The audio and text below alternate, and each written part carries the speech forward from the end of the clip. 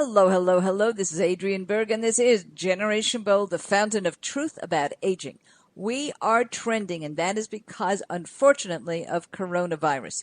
I will have to tell you that because we are now the vulnerable population, we're getting all kinds of attention in the news. Let's hope we can keep it up when corona is gone and make good out of this lemon. We'll make a little bit of lemonade. The White House press correspondents called me to see what information I needed to know for you.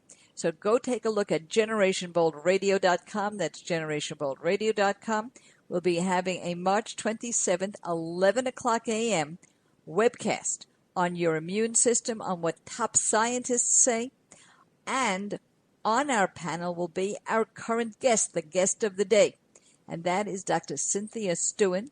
She is the chair of the United Nations NGO on Aging. You'll learn in a moment what that's all about. When I interviewed her for this very show, it was a week or two before the corona pandemic hit.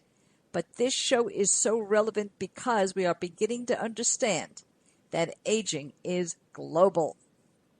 And today we're going to really be lit up by probably new information to all of you.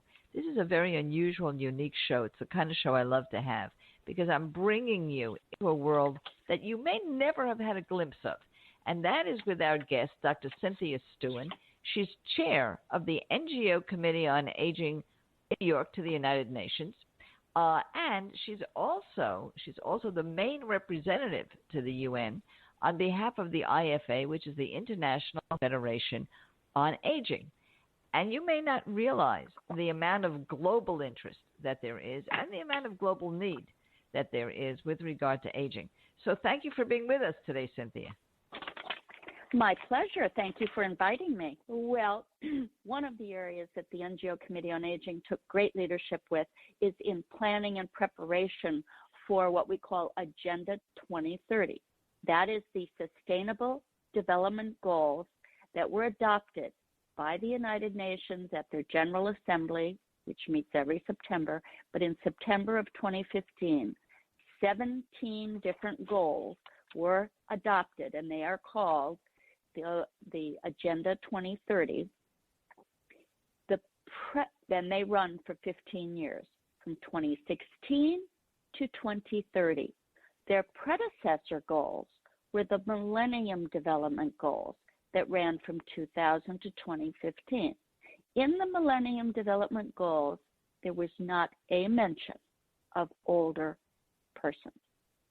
However, based on our work and our collaboration with many others, we were effective in getting introduced into the 17 goals, in 14 of them specific references to older persons, and the platform preamble of the Sustainable Development Goals is leave no one behind. So what you have to remember here when you're listening to this is the way things work in the field of aging and the way change really happens and what agents of change really have to do. All of us, if we are simply going to be in our own silo of issues of aging, are going to get very, very little. We're going to move the needle 4 inches maybe.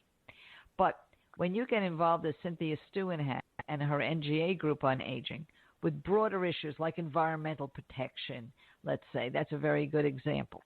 Frankly, there's more focus on that, let's say, than aging. And yet, there's a connection.